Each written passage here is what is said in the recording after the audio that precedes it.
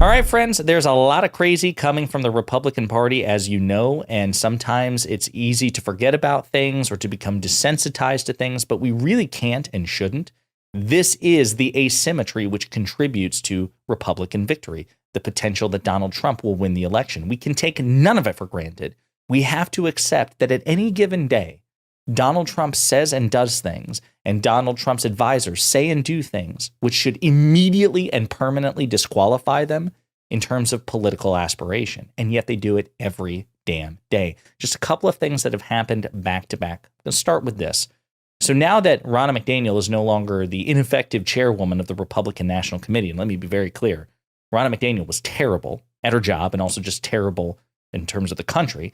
Now that she has been replaced in part by Trump's own daughter-in-law, the RNC is asking job applicants if they believe the 2020 election was stolen as a litmus test. Meaning, if you do not agree, if you do not believe the lie that the 2020 election was stolen, if you believe the truth, which is that the 2020 election was a free and fair election that Donald Trump lost because he's a loser and that Joe Biden is the legitimate president of the United States, the Republican National Committee will not hire you.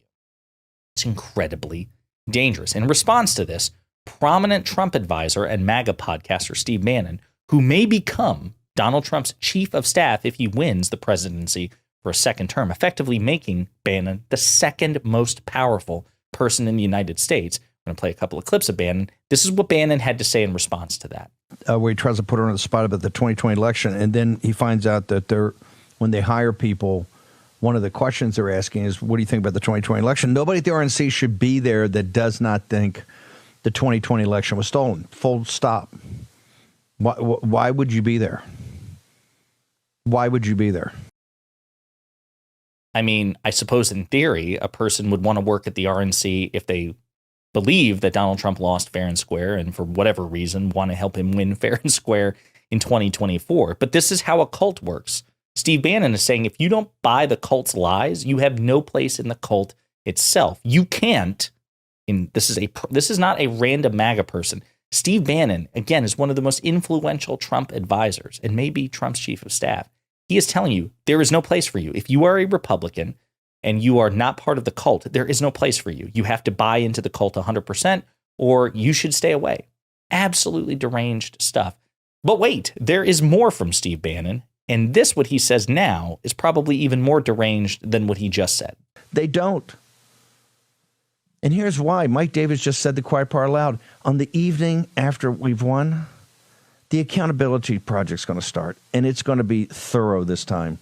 It's going to be deep. It's going to be meaningful, right? And it's not going to be the Peter Navarros of the world that are going to be in prison. It's going to be, they're going to be in prison. Yes, prison. Democrats are going to be in prison, according to Steve Bannon, because Donald Trump, as he has publicly vowed, we don't have to read the tea leaves here. We don't have to read in between the lines. He has publicly said as much in public speeches with audio and video, as well as statements from those close to him, that Donald Trump will weaponize the Department of Justice if he becomes the president.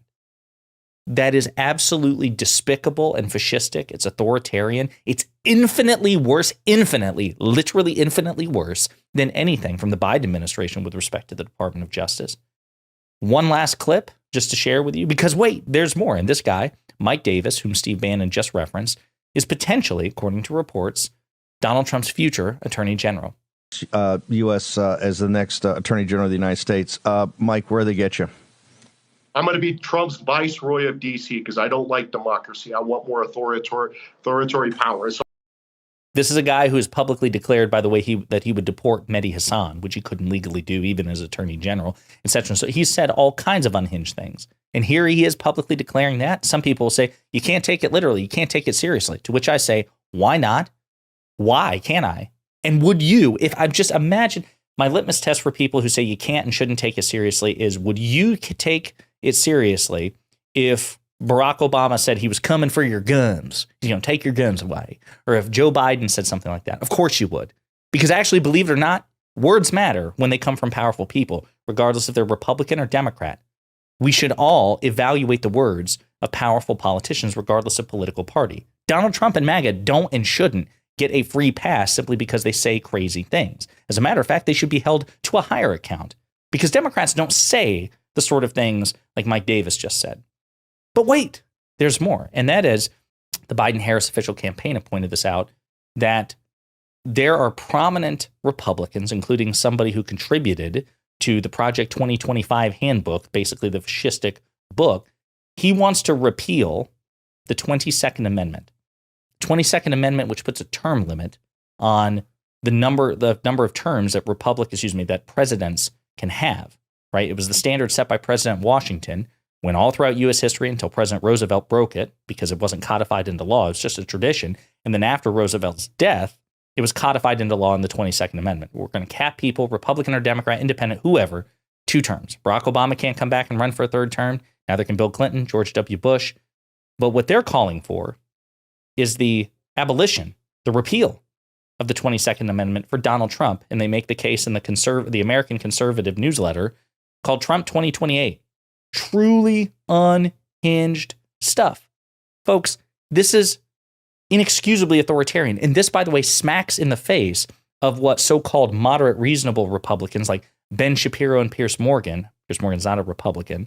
I mean, I think he's an American citizen. I don't know. I can't remember. But he certainly aligns politically with the Republican Party, even if he's not a card-carrying member. They say you don't have to worry about Trump. If Trump gets elected, he'll leave because the 22nd Amendment makes him. Well, number one, as we talked about, those are words on paper written in ink. They are not magically binding. They won't magically compel Donald Trump to leave office. And besides that, his followers are seriously interested in repealing the 22nd Amendment so that he can run for a 3rd, 4th, 5th, 6th, 7th, or 8th term. Super gross stuff. I mean, I should see what there's a great, I think it comes from the very bottom. Conservatives have gritted their teeth for years as the left, in their hatred of Trump, has attempted to pervert the meaning of the first the 25th Amendment and more recently the 14th Amendment. The case for repealing the 22nd Amendment is far more straightforward. As with prohibition, it's simply a matter of finding the will to get rid of a bad idea that needlessly limits America's freedom. Trump in 2028. Super gross. This one right here. The case of Donald Trump, however, makes an even more forceful ethical argument against the 22nd Amendment and for its repeal.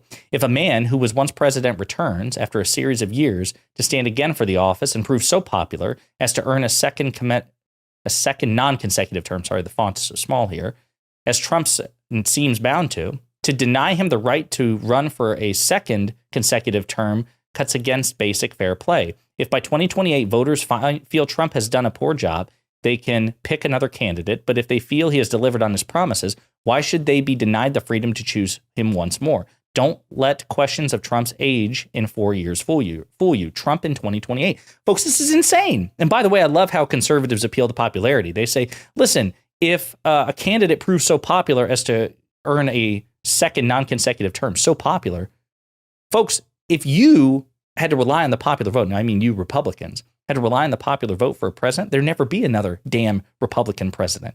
You don't care about popularity. Why are you appealing to it now? Donald Trump didn't win the popular vote in 2016 or in 2020. George W. Bush didn't win it in 2000, right? George W. Bush, for his 2nd term, is the first Republican president in 35 years to win the popular vote. You all are on the wrong side of popularity 99 times out of 100. Why are you appealing to it now?